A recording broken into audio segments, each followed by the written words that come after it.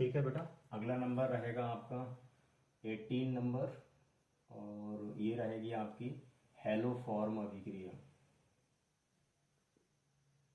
Haloform अभिक्रिया, समझते हैं क्या होता है इस अभिक्रिया में।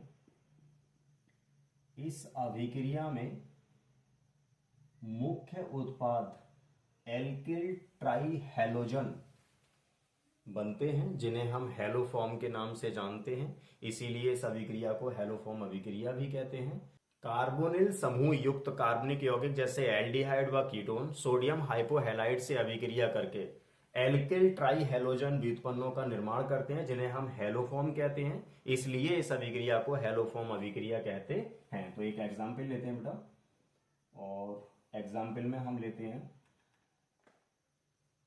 CH3 bond C double bond O bond CH3। ये मैंने एसीटोन लिया है एग्जाम्पल में, ये कीटोन है, और इसके स्थान पे आप एल्डिहाइड भी ले सकते हैं। तो इसकी अभिक्रिया हैलोजन और सोडियम, जिससे सोडियम हाइपोहैलाइड का निर्माण हो, सोडियम हाइड्रोक्साइड ले रहे हैं हम NaOH, और ये रिएक्शन कराते हैं बेटा।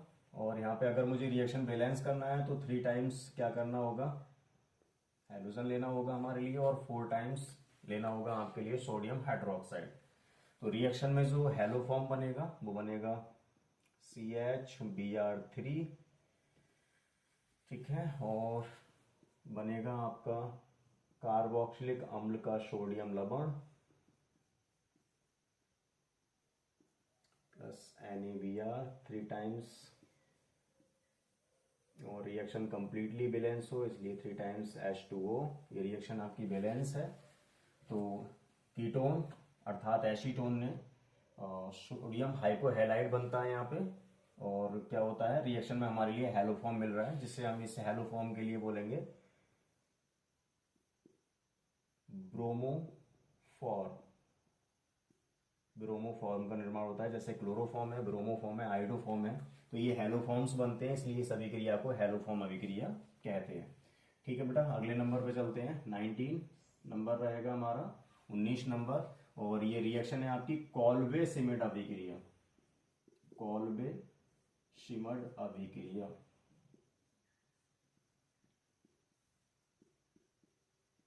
इस अभिक्रिया में समझते हैं क्या होता है। इस अभिक्रिया में हम सोडियम फिनॉक्साइड लेते हैं, ठीक है, और इस अभिक्रिया में सोडियम फिनॉक्साइड के लिए हम क्या करेंगे, कार्बन डाइऑक्साइड के साथ में गर्म करेंगे, और इस रिएक्शन की कुछ टर्म एंड कंडीशंस रहेंगी कि 400 केल्विन ताप होना अनिवार्य है, 7 वायुमंडलीय दाब होना जरूरी है।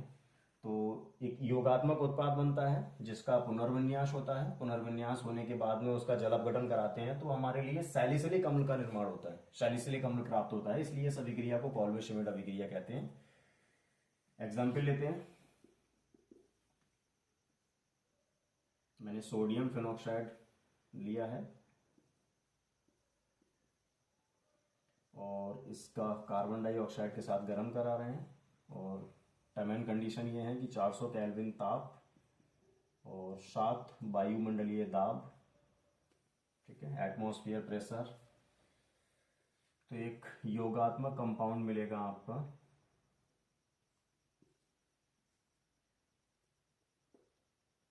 COONA, इसका पुनर्विन्यास हो जाएगा, अनस्टेबल कंपाउंड है।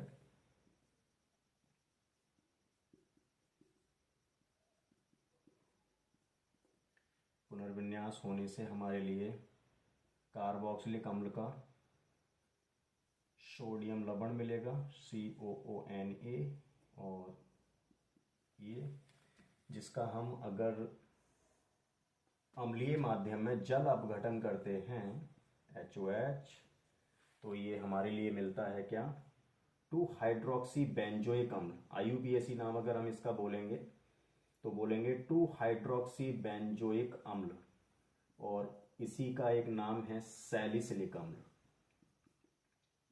सैलिसिलिक,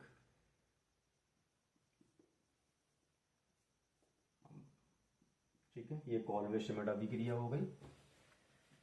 इसके बाद अगला नंबर देखते हैं बेटा, और नंबर 20, और इसका नाम है रोजेनमुंड अभिक्रिया।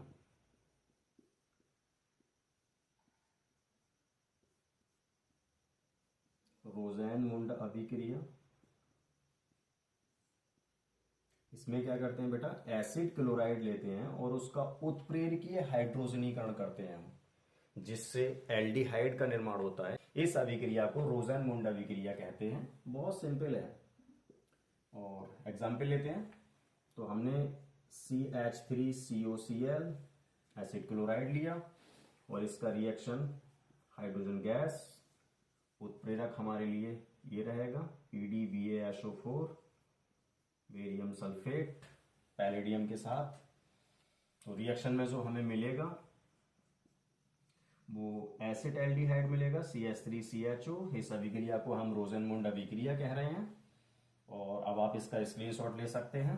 ठीक है बेटा, अगले नंबर की तरफ चलते हैं, इसको इरेज करते हैं।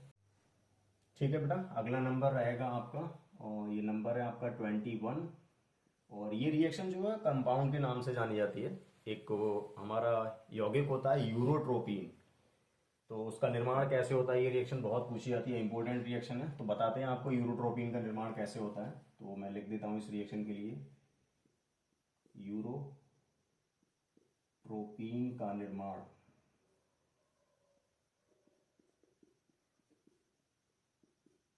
इस अभिक्रिया में क्या होता है बेटा, फॉर्मेल्डिहाइड को हम अमोनिया के साथ गर्म करते हैं, तो हेक्सामेथिलीन टेट्राएमीन, जिसे हम यूरोट्रोपिन के नाम से जानते हैं, इसका पर्टिकुलर नाम है यूरोट्रोपिन, का निर्माण होता है। तो रिएक्शन लेना है हमारे लिए, एग्जाम्पल लेना है SCHO, ये फॉर्मेल्डिहाइड है और अमोनिया से इसका क्रिया कराएंगे हम NH3। तो यहां जो कंपाउंड बनेगा वो बनेगा आपका CH2 हेक्सामेथिलीन और N4 टाइम्स, और ये टेट्राएमीन हो गया। इसी को बोल रहे हैं यूरोट्रोपिन। ठीक है, तो ये कंपाउंड बनता है हमारा। अब इस 6 टाइम्स इसको लेना पड़ेगा और 4 टाइम्स ये लेना पड़ेगा, जिससे आपका 6 टाइम्स H2O रिलीज करेंगे रिएक्शन को बैलेंस करने के लिए, और ये रिएक्शन हमारी कंप्लीट हुई। इससे अगले नंबर की बात करते हैं बेटा, 22, क्लेमेंसन अपचयन। क्लेमेंसन अपचयन देखते हैं बेटा क्या होता है इस अभिक्रिया में। जब एल्डिहाइड व कीटोन को, मतलब कार्बोनिल यौगिक जिन्हें हम कहते हैं, जब एल्डिहाइड व कीटोन को जिंक अमलगम तथा सांद्र HCl अम्ल के साथ अभिकृत कराया जाता है, तो वे संगत एल्केन में परिवर्तित हो जाते हैं। इस अभिक्रिया को क्लेमेंसन अपचयन कहते हैं। एग्जाम्पल हम एल्डिहाइड या कीटोन का ले सकते हैं। मैं एग्जाम्पल में एसिड एल्डिहाइड CH3CHO ले रहा हूं और इसका अपचयन होना है। जो प्रेजेंस है आपके लिए वो है जिंक अमलगम ZnHg, और रहेगा बेटा क्या आपका HCl अम्ल। ठीक है, तो ये किस में बदल जाएंगे, संगत एल्केन में परिवर्तित हो जाएंगे। का मतलब ये है कि जितने कार्बन का आपका एल्डिहाइड या कीटोन रहेगा उतने ही कार्बन का आपके लिए एल्केन प्राप्त होगा। तो ये हमारा एथेन मिलेगा इधर। ठीक है, और अगर आप इस रिएक्शन को बैलेंस करेंगे, H2O और 2 टाइम्स आपका क्या रहेगा, हाइड्रोजन रहेगा। ठीक है, अगला नंबर देखते हैं बेटा 23, एल्डोल संघनन। एल्डोल संघनन समझते हैं बेटा कि एल्डोल संघनन क्या होता है। सर्वप्रथम आपको यह समझना है कि यह अभिक्रिया केवल वे एल्डिहाइड तथा कीटोन देते हैं जिनमें कम से कम एक अल्फा हाइड्रोजन उपस्थित होता है। तो इसको बोलेंगे हम ऐसे कि अल्फा हाइड्रोजन युक्त एल्डिहाइड व कीटोन तनु क्षार की उपस्थिति में संघनित होकर बीटा हाइड्रोक्सी एल्डिहाइड तथा बीटा हाइड्रोक्सी कीटोन का निर्माण करते हैं। इस अभिक्रिया को एल्डोल संघनन कहते हैं। तो एल्डिहाइड या कीटोन आपके लिए लेना है जिनमें कम से कम एक अल्फा हाइड्रोजन अनिवार्य है। एग्जाम्पल लेते हैं बेटा, एग्जाम्पल है हमारे पास में CH3CHO, 2 मॉलिक्यूल इसके लेंगे हम CH3CHO और तनु क्षार की उपस्थिति में इसे संघनित करेंगे। इसके दोनों मॉलिक्यूल आपस में संघनित होकर क्या करते हैं, बीटा हाइड्रोक्सी एल्डिहाइड बनाएंगे। क्योंकि मैं एग्जाम्पल एल्डिहाइड का ले रहा हूँ, तो यहाँ से एक हाइड्रोजन क्या होता है आपका इसकी तरफ आ जाता है, और क्या हो जाता है, ये बनेगा कंपाउंड आपका CH3 bond O, CH3 bond C bond OH bond, यहाँ बनेगा आपका CH2 बॉन्ड CHO। ये तो बीटा हाइड्रोक्सी मतलब ये हो जाएगा आपका अल्फा कार्बन, और ये हो जाएगा beta carbon, alpha carbon beta carbon. तो बीटा कार्बन पर OH समूह, इसलिए हम बीटा हाइड्रोक्सी बोल रहे हैं। तो बीटा हाइड्रोक्सी एल्डिहाइड और बीटा हाइड्रोक्सी कीटोन का निर्माण होता है। इस अभिक्रिया को एल्डोल संघनन कहते हैं। एल्डोल इसलिए बोलते हैं क्योंकि ये जो यौगिक होते हैं इनमें एल्डिहाइड समूह भी होता है और एल्कोहल भी होता है, इसलिए हम इसको एल्डोल संघनन कहते हैं। फिर आपका एक नोट रहेगा इसमें स्पेशल इस बात का कि क्रॉस्ड एल्डोल संघनन अगर आपसे पूछा जाता है कि क्रॉस्ड एल्डोल संघनन क्या होता है, तो उसके लिए क्या करते हैं बेटा, हम दो भिन्न एल्डिहाइड लेने हैं आपके लिए, या दो भिन्न कीटोन ले सकते हैं आप, या फिर एक एल्डिहाइड एक कीटोन को अभिकृत करा सकते हैं, तो उसे हम क्रॉस्ड एल्डोल संघनन कहेंगे। मतलब दो मॉलिक्यूल्स भिन्न भिन्न होने चाहिए, वो भिन्न भिन्न एल्डिहाइड भी हो सकते हैं, भिन्न भिन्न कीटोन भी हो सकते हैं, या फिर एक एल्डिहाइड और एक कीटोन भी हो सकता है। तो इसी अभिक्रिया को हम क्रॉस्ड एल्डोल संघनन कहेंगे। ठीक है, स्क्रीनशॉट ले सकते हैं आप बेटा, और उसके बाद इसे इरेज करते हैं और आगे बढ़ते हैं। अगला नंबर रहेगा बेटा आपका 24, और ये है कैनिजारो अभिक्रिया। कैनिजारो अभिक्रिया समझते हैं इस अभिक्रिया में क्या होता है। तो इसमें आपको समझना है बेटा कि ये अभिक्रिया केवल वे एल्डिहाइड देते हैं जिनमें आपका अल्फा हाइड्रोजन उपस्थित नहीं होता है। जब अल्फा हाइड्रोजन रहित किसी एल्डिहाइड को सोडियम हाइड्रोक्साइड या पोटेशियम हाइड्रोक्साइड के सांद्र विलयन के साथ गर्म किया जाता है, तो उनमें से एक अणु का ऑक्सीकरण तथा दूसरे अणु का अपचयन हो जाता है। इस अभिक्रिया को कैनिजारो अभिक्रिया कहते हैं। तो एग्जाम्पल लेते हैं बेटा, और हम एग्जाम्पल में फॉर्मेल्डिहाइड ले रहे हैं SCHO, और दो मॉलिक्यूल मुझे लेने हैं जिनमें से एक मॉलिक्यूल का ऑक्सीकरण होना है और एक मॉलिक्यूल का अपचयन होना है। आपके लिए सांद्र विलयन लेना है KOH का, और सांद्र विलयन लेना है।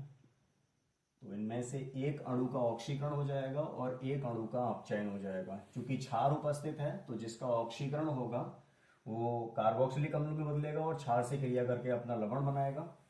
तो पहले तो आप बनाएं CH3OH, जिसका अपचयन हुआ वो एल्कोहल में कन्वर्ट हो गया, और जिसका ऑक्सीकरण हुआ वो कार्बोक्सिलिक अम्ल की तरफ गया SCOOH। लेकिन क्षार की वजह से, क्षार की उपस्थिति के कारण ये क्या हो जाएगा बेटा, अब कार्बोक्सिलिक अम्ल अपने लवण में कन्वर्ट हो जाएगा और पोटेशियम फॉर्मेट का निर्माण होगा। इस अभिक्रिया को हम कैनिजारो अभिक्रिया कह रहे हैं, और ये अभिक्रिया बेंजेल्डिहाइड भी आपका प्रस्तुत करता है। ठीक है, तो अगला नंबर है बेटा आपका 25, समझते हैं। उससे पहले मैं आपको ये बता दूं बेटा कि ये कैनिजारो की जगह पे एक वर्ड यूज होता है कि क्रॉस्ड कैनिजारो से आप क्या समझते हैं। तो उसके लिए हम क्या करेंगे कि भिन्न भिन्न एल्डिहाइड ले लेंगे। आपका फॉर्मेल्डिहाइड है तो बेंजेल्डिहाइड के साथ रिएक्शन करा देंगे, तो उसको हम क्रॉस्ड कैनिजारो अभिक्रिया कहते हैं। ठीक है, तो ये ध्यान रखेंगे। अगला नंबर है 25 आपका हॉफमैन ब्रोमाइड अभिक्रिया। हॉफमैन ब्रोमाइड अभिक्रिया समझते हैं बेटा, इस अभिक्रिया में क्या होता है। इस अभिक्रिया में हम एमाइड लेते हैं, और जो प्राथमिक एमाइड हैं उनकी अभिक्रिया ब्रोमीन से कास्टिक पोटास की उपस्थिति में रिएक्शन कराएंगे। तो हमारे लिए एक कार्बन कम, जो कार्बन का गिनती है आपका एमाइड में, उससे एक कार्बन कम का एक प्राथमिक एमीन आपको प्राप्त होगा। इस अभिक्रिया के लिए हॉफमैन ब्रोमाइड अभिक्रिया कहते हैं। एग्जाम्पल लेते हैं। एग्जाम्पल में मैंने CH3CH2CONH2 प्रोपेनामाइड लिया है, और इसका रिएक्शन हाइड्रोजन परमाणु और KOH पोटेशियम हाइड्रोक्साइड के साथ अगर हम अभिकृत कराएंगे, तो मैंने बोला कि बेटा इसमें एक कार्बन कम का जो प्राथमिक एमीन आपके लिए प्राप्त होगा। तो 3 कार्बन का एमाइड है हमारा, तो 2 कार्बन का हमें एमीन मिलेगा CH3 और CH2NH2। ये हमारा एथिल एमीन हो गया, और यहाँ पे रिएक्शन हो जाएगा। जो कंपाउंड आपका रहेगा साइड प्रोडक्ट में वो K2CO3 प्लस हो जाएगा आपका क्या HBr। ठीक है। और ये हमारा हो गया हॉफमैन ब्रोमाइड अभिक्रिया। ठीक है, स्क्रीनशॉट ले सकते हैं। मिलते हैं इससे आगे आपके लिए अगली अभिक्रिया में।